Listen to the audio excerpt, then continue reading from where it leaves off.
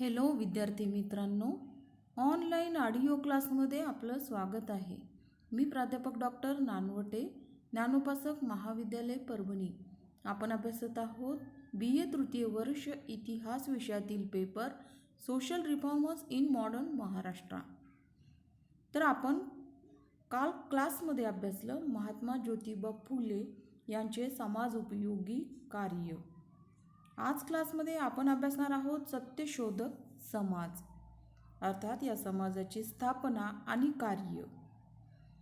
तर या कालखंडाचा जेव्हा आपण विचार करतो तर महाराष्ट्रात यावेळेस एक सुशिक्षितांची पिढीसुद्धा उदयाला येऊ लागली.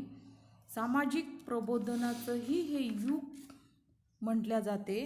तर दुसरीकडे एक सामाजिक विषमताही दिसून येते. मोठ्या प्रमाणावर महाराष्ट्रातील अज्ञानी व अंधश्रद्धाळू समाज वरिष्ठ वर्गाच्या वर्चस्वाखाली भरडल्या जात होता. यांना जागे करण्यासाठी, सत्यधर्म समजण्यासाठी व मानवधर्म निर्माण होण्यासाठी, सामाजिक सुधारणांसाठी आणि शूद्रातिशूद्रांच्या स्थिती सुधारण्यासाठी ज्योतिबांनी सत्यशोधक समाजाची स्थापना इसवी 1873 केली. धार्मिक आणि सामाजिक गुलामगिरी नष्ट करणे हे या समाजाचे मुख्य उद्दिष्ट होते. सार्वजनिक सत्यधर्म व गुलामगिरी या 2 पुस्तकांच्या मार्फत ज्योतिबारायांनी सत्यशोधक समाजाबद्दलचे आपले विचार मांडले आहेत. सर्व सत्य जगतपती त्याला नकोच मध्यस्थी हे या समाजाचे ब्रीद वाक्य होते. सत्यशोधक समाज ही समाज सुधारणेची महाराष्ट्रातील पहिली चळवळ होती. समता, बंधुत्व व स्वातंत्र्य रुजविण्याकरिता महात्मा ज्योतिबा फुले यांनी हा समाज स्थापन केला होता.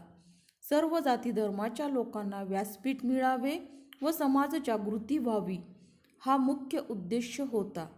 कनिष्ठ वर्गाला, तळागाळातील लोकांना गुलामगिरीतून मुक्त करणारी ही चळवळ होती. कारण की काही उच्चवर्णीयांकडून समाजातील तळागाळातील लोकांची फसवणूक केल्या जात होती.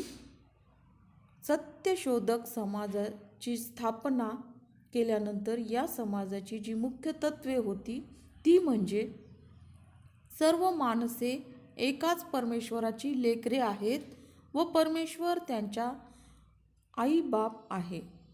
आईला भेटण्यास किंवा बापाला प्रसन्न करण्यास ज्याप्रमाणे मध्यस्थ्यांची जरुरी नसते त्याप्रमाणे परमेश्वराची प्रार्थना करण्यास पुरोहिताची आवश्यकता नसते. अर्थात एक ईश्वराची नवीन व्याख्या इथे केलेली आपल्याला दिसते आणि या ईश्वराला भेटण्यासाठी कोणीही तिसरं व्यक्तिमत्वाची गरज नाही. आणि हे तत्त्व कबूल असल्यास कोणालाही या समाजाचे सदस्य होता येत होते. सभासद होताना सदस्यांना शपथ पण घ्यावी लागत होती. ती शपथ म्हणजे सर्व मानव प्राणी एकाच देवाची लेकरे आहेत, ती माझी भावंडे आहेत, अशा बुद्धीने मी त्यांच्याशी वागेन. परमेश्वराची पूजा, भक्ती, अगर ध्यानधारणा करते वेळी, धार्मिक विधीच्या वेळी मध्यस्थ्यांची गरज ठेवणार नाही. मी माझ्या मुलामुलींना सुशिक्षित करीन. अर्थात हे या समाजामध्ये जाण्यासाठी अशा प्रकारचे विचार आत्मसात करावे लागत होते. सत्यशोधक समाजाच्या आपल्या अनुयायांच्या मार्गदर्शनाखाली महात्मा फुले यांनी सार्वजनिक सत्यधर्म हा ग्रंथसुद्धा मार्गदर्शनपर लिहिला. या ग्रंथातील विचार हे सत्यशोधक समाज व ही चळवळ यांचा मुख्य आधार होते. या ग्रंथामध्ये या सत्यशोधक समाजाची तत्त्वे सांगितली होती. तर ही तत्त्वे,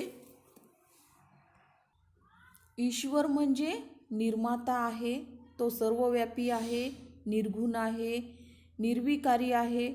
त्याने प्राणी मात्रांच्या उपभोगासाठी विविध वस्तू तयार केल्या आहेत. एक ईश्वर, एक धर्म या तत्वांचा फुले यांनी पुरस्कार केला होता. ते म्हणतात, मानवाचे धर्म नसावे अनेक, निर्मिक तो एक, ज्योती म्हणे कोणास न पिढी, कमावले खाई सर्वा सुख देई आनंदात. खरी हीच नीती, मानव हाच धर्म, बाकीचे अधर्म, ज्योती म्हणे. अर्थात एक सुंदर पद्धतीने त्यांनी आपली मांडणी केलेली आहे ईश्वर विषयक विचारांची. दगड वा धातूच्या मूर्तीची पूजा करणे हा ईश्वर साधनेचा मार्ग साफ चुकीचा आहे. परमेश्वराची विविध रूपे कल्पून भजन, पूजन, कीर्तन करू नये. निर्मिक हा सर्वार्थाने परिपूर्ण आहे, त्याला कशाचीही गरज नाही. नैवेद्य, अन्नदानाची त्यास गरज नाही. दैव, नशीब, ब्रह्मलिखित, पूर्वसंचित या गोष्टींवर विश्वास ठेवू नये. नवस सायास, मंत्रतंत्र, व्रतवैकल्ये, तीर्थयात्रा, स्वर्ग नरक, जपजाप्य इत्यादी सर्व सत्यशोधक समाजाचा या सर्वांना विरोध होता. ग्रहशास्त्रे, नक्षत्रे, राशी, ज्योतिष शास्त्रावरही सत्यशोधक समाजाचा विश्वास नव्हता. श्राद्ध, पिंडदान, मृत मातापित्यांना खुश करण्यासाठी द्यावयाची ब्राह्मण भोजने आणि इतर दानधर्म, पापपुण्य इत्यादी महात्मा फुलेंचा या गोष्टींवर विश्वास नव्हता. सर्व धर्मग्रंथ हे मानव निर्मित आहेत. अर्थात हे सर्व जे विचार आहेत ते सत्यशोधक समाजाचे विचार आहेत, हे मुख्य तत्वे आहेत. आणि ही सर्व तत्वे जी होती ती महात्मा फुले यांनी सार्वजनिक सत्यधर्म या ग्रंथामध्ये मांडली आहे. आणि एक नवीन दृष्टिकोन समाजासमोर ठेवला या ग्रंथाच्या माध्यमातून, या सत्यशोधक समाजाच्या माध्यमातून. आणि समाजाला दिशा दाखवण्याचं कार्य त्यांनी अशा पद्धतीने चालू ठेवले. या समाजाचे सभासत्व सर्व जातींसाठी खुले होते. ब्राह्मण, महार, मांग, ज्यू हे प्रारंभी सत्यशोधक समाजाचे सभासद होते. कनिष्ठ जातीतील लोकांना ब्राह्मणांच्या व ब्राह्मणांच्या सामाजिक, धार्मिक, आर्थिक व मानसिक गुलामगिरीतून मुक्त करणे हे सत्यशोधक समाजाच्या शाखेत दर रविवारी बैठक होई व तिथे वेगवेगळ्या विषयांवर चर्चा केल्या जाई.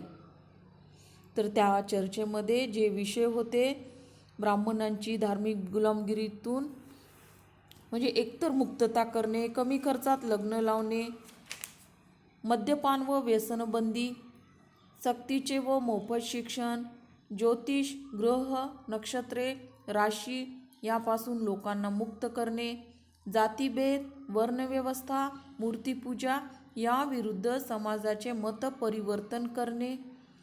महात्मा ज्योतिराव फुले यांच्या धर्मविचारात सत्यास महत्त्वाचे स्थान होते. सत्य सर्वांचे आदिघर, सर्व धर्माचे माहेर अशी त्यांची धारणा होती. सत्याला अनुसरून वागणारी व्यक्ती सुखी होते असे सांगून जगी सर्व सुखी असा केला आहे विचारी मना तूच शोधून पाहे. हा श्लोक लिहिणाऱ्या संत रामदासांवर त्यांनी टीका केली आहे. हे सार्वजनिक सत्यवर्तनी कोणास म्हणावे या संबंधी फुले यांनी 33 नियम सार्वजनिक सत्यधर्म पुस्तक यात सांगितले आहेत. यापैकी जे काही महत्त्वाचे नियम आहेत ते नियम म्हणजे स्त्री पुरुषे जन्मतः समान व स्वतंत्र मानावेत. निर्मिकास मान द्यावा, त्याची पूजा करू नये. परस्परांशी बंधुभावाने आचरण करावे. प्रत्येकास विचार स्वातंत्र्य व मत स्वातंत्र्य आहे.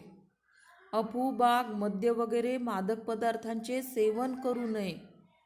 असत्य बोलू नये, चोरी करू नये, व्यभिचार करू नये. धर्माचे पुस्तक सर्वांसाठी खुले असावे. पिढी जात श्रेष्ठत्व किंवा पावित्र्य मानू नये. विद्या शिकताना दुजाभाव नसावा. मूर्ती पूजा करू नये.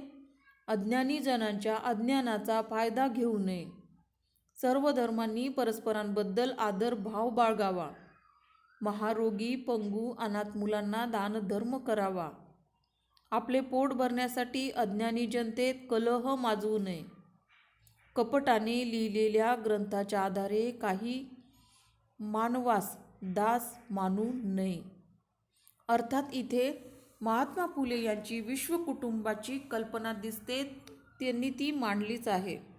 गाव, प्रांत, देश किंवा धर्म यांच्या पलीकडे पाहण्याची वृत्ती लोकांत यावी. सर्व स्त्री पुरुषांनी या भूगोलावर आपले एकच कुटुंब समजून एकमताने एकमेकांशी सत्य वर्तन करावे असे ते म्हणतात. त्यांनी सर्वसमावेशक अशा उदारमतवादी कुटुंबाचे चित्र रेखाटले आहे. एकाच कुटुंबात बौद्ध धर्मीय स्त्री, ख्रिश्चन धर्मीय पती, इस्लाम धर्मीय कन्या व सार्वजनिक सत्यधर्मी पुत्र असावा. कोणी कोणाच्या धर्माचा द्वेष करू नये. निर्मिकाच्याच कुटुंबात आहोत असे समजून सर्वांशी प्रेमाने वागावे असे ते म्हणतात. जगातील सर्वच धर्म अंधश्रद्धेवर आधारलेले आहेत असे त्यांचे मत होते. रक्तपिपासू धर्मांधतेचा त्यांनी धिक्कार केला आणि येथील उच्चवर्णीय संस्कृतीतील धार्मिक वाङ्मय, जाचक बंधने, मंदिर प्रवेशाच्या अडचणी इत्यादी प्रकार या सगळ्याच गोष्टींवर त्यांनी प्रकाश टाकला आहे. परंतु या सर्व धर्माचे जे संस्थापक होते त्या सर्वांबद्दल त्यांचा आदरभाव होता. सत्यशोधक समाजाची वाटचाल पाहताना या समाजाला एक फार मोठा बुद्धिवान लोकांचा पाठिंबा होता. फक्त यांचाच नव्हे तर सामान्य शेतकरी, कष्टकरी जनता यांचाही पाठिंबा होता. यांच्या प्रसाराची स्थाने म्हणजे सभा, बैठक व धान्य मळण्याचे ठिकाण. सत्यशोधक समाजाचे प्रचारक शेतकऱ्यांच्या कर्जबाजारीपणा, कमी खर्चातील व ब्राह्मणांच्या गैरहजेरीतील लग्ने, धर्मविधीतून शेतकऱ्यांची सुटका, शिक्षणाचे महत्त्व या सर्वच विषयांवर यांचे मंथन होत होते. या विषयांवरती भाषण दिल्या जात होते आणि समाजाला एक दिशा दाखवण्याचे कार्य होत होते. या समाजाच्या वतीने शूद्रातिशूद्रांच्या तळागाळातील लोकांच्या मुलांना शैक्षणिक शिष्यवृत्त्या देण्यासाठी अर्ज मागून घेतले व 10 विद्यार्थ्यांना शिष्यवृत्ती दिली. सत्यशोधक समाजाच्या वतीने पुण्याजवळ हडपसर येथे एक शाळा काढली होती आणि यामध्ये तळागाळातील मुले शाळेत जावीत म्हणून प्रयत्नही केला होता. सत्यशोधक समाजाचा मुख्य लढा धर्मसंस्थेशी व धर्माच्या नावावर स्वतःची उपजीविका करणाऱ्या जे उच्चवर्णीय वर्ग होता त्यांच्या विरुद्ध होता. ब्राह्मणांची कसब व शेतकऱ्यांचा असूड या पुस्तिकाही काढल्या होत्या. केव्हा व कोणत्या पद्धतीने शोषण केले जाते याचे सूक्ष्म व वास्तववादी चित्र यामध्ये रेखाटले होते. सत्यशोधक विवाह पद्धतीचा जेव्हा आपण विचार करतो तेव्हा तत्कालीन समाजामध्ये जे लग्नविधी चालत होते, जे मंगलाष्टक म्हणल्या जात होते, जे मंत्र म्हणल्या जात होते, त्याचा कोणताही अर्थ सामान्य लोकांना कळत नव्हता. त्यासाठी सत्यशोधक समाजाने जे पाऊल उचलले त्यामध्ये त्यांनी मंगलाष्टकासह सर्व पूजाविधी तयार केली होती आणि त्याची पुस्तके तयार करून ती मोफत वाटली होती. या समाजातर्फे सत्यशोधक विवाह पद्धतीत स्वतः वराने 2, वधूने 2 व उपस्थितांनी 1 मंगलाष्टक म्हणायचे आणि उच्चवर्णीयास किंवा ब्राह्मणास बोलवायचे नाही. अत्यंत कमी खर्चात लग्न करायचे. शिक्षण फंडास मदत द्यावयाची, तसेच अंध, अपंग, अनाथ आदींना मदत करणे या गोष्टी करण्यात येत होत्या. ज्योतिबारावांनी स्वतः या पद्धतीनुसार अनेक लग्ने लावून दिली होती. तर ज्ञानोबा ससाने या विधुराया विवाहही त्यांनी स्वतः लावून दिला होता. कनिष्ठ वर्गातील विद्यार्थ्यांना शिष्यवृत्त्या दिल्या होत्या. अर्थात असं महान कार्य सत्यशोधक समाजामार्फत केल्या गेलेलं आपल्याला दिसते. या सत्यशोधक समाजाचे कार्य 4 विभागामध्ये विभागता येईल आणि गेल आमोवेट यांनी 4 टप्प्यामध्ये या समाजाचे कार्य सांगितले आहे. यामध्ये इसवी सन 1873 ते 1890चा एक टप्पा, स्वतः ज्योतिराव या काळामध्ये कार्यरत असल्याचा हा कालखंड आहे. यांनी पुरोहित वर्गाच्या वर्चस्वाला जोरदार विरोध केला. ब्राह्मणांच्या धार्मिक सामाजिक हक्कांना आव्हान देण्यास प्रवृत्त केले. स्वतःची धार्मिक व सामाजिक कृत्ये स्वतः करण्यावर भर दिला. त्यांच्या या कार्याला यशही आले. ठिकठिकाणी पुरोहित वर्गाने निर्माण केलेल्या परंपरा व अंधश्रद्धा यांना जबरदस्त धक्का देण्यात आला. पुणे, मुंबई व अहमदनगर जिल्ह्यात सत्यशोधक समाजाचा जोरदार प्रसार झाला व कार्याचा प्रचार सुरू झाला. दीनबंधू शेतकऱ्यांचा असूड हा ग्रंथ प्रसिद्ध झाला. या काळात शेतकऱ्यांनी ठिकठिकाणी आपला असंतोष व्यक्त केला, सरकारकडे विनंती अर्ज पाठविले व आपल्या अस्तित्वाची जाणीव करून दिली. दुसरा टप्पा इसवी सन 1890 ते 1910 या काळात समाजाच्या कार्याला ओहोटी लागली. शासनाचे कार्य, मोठी शहरे, विदर्भातील काही खेडी व दक्षिणेकडे कोल्हापूर व बेळगाव एवढ्या भागापुरतीच ही चळवळ मर्यादित राहिली. समाजाच्या कार्याला ओहोटी लागण्याचे प्रमुख कारण म्हणजे 1895-96 मधील प्लेगची साथ, या काळात पडलेले दुष्काळ हे होय.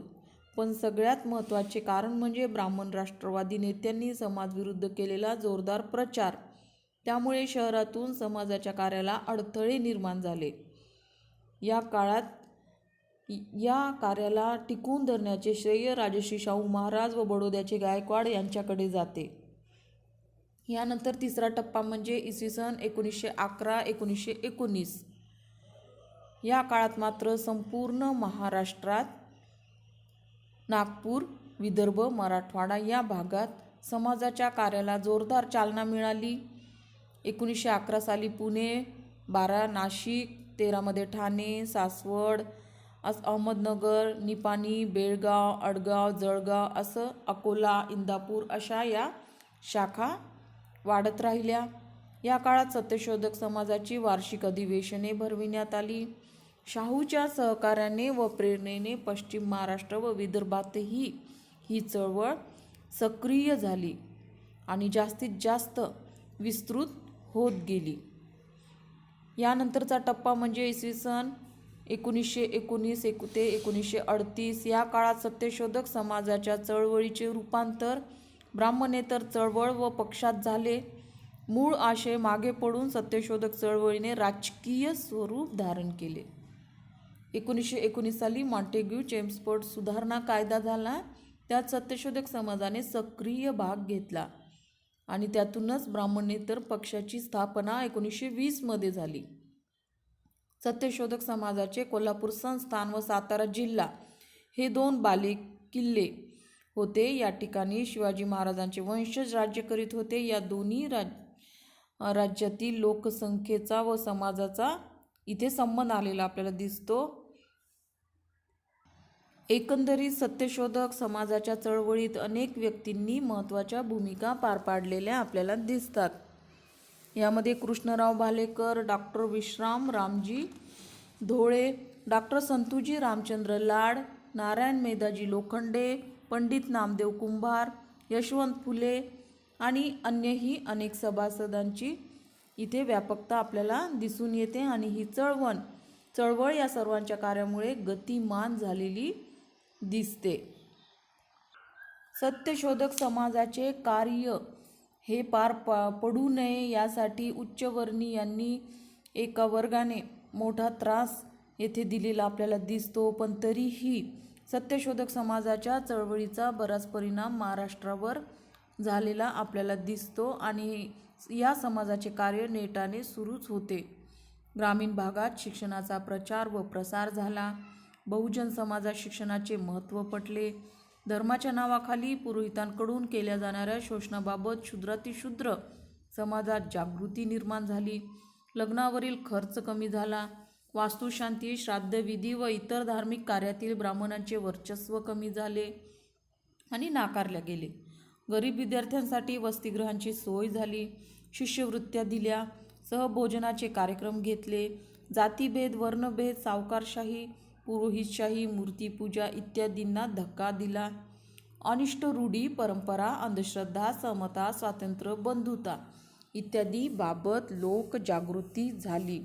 अर्थात एक समाजवादी मानवतावादी दृष्टिकोन इथे आपल्याला प्रगल्भ झालेला दिसून येतो.